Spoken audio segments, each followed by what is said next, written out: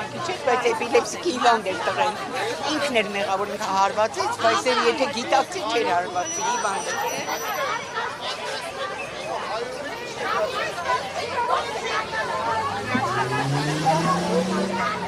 Բասիկները փոք կապնեն նոր, կամ կարանք դրենք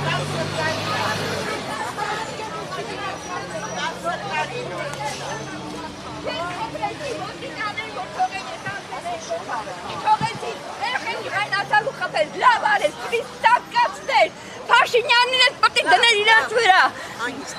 Ավինյանին էլ ընդեղ իր երեխեքի հետ։ Ծաղի։ Անօրինական ինչ որ անում են։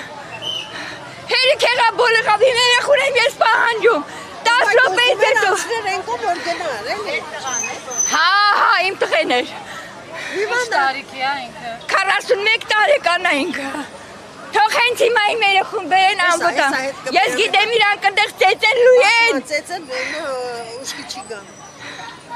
Հետո ինչ են անելու։ Ում զգուշացնենք, որ այդ երեխուն չկապչի։ Արդեն այդ դեպքում ուրիշ տեղ կպինես։ Շեֆին որ զանգինացին հանկարծ չծեծեն։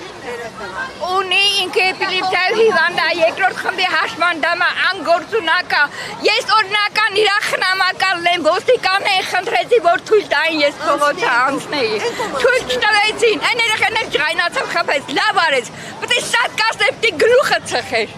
Լավ արեց։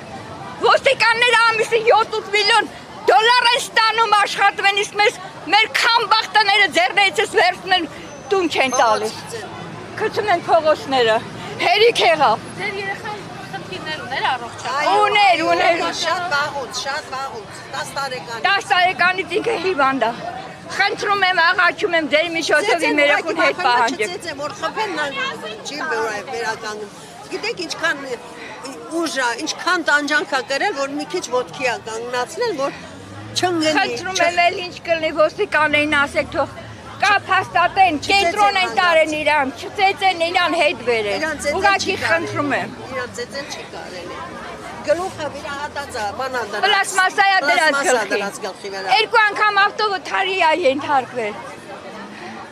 Ձեր միակ տղան է, հա։ Հա։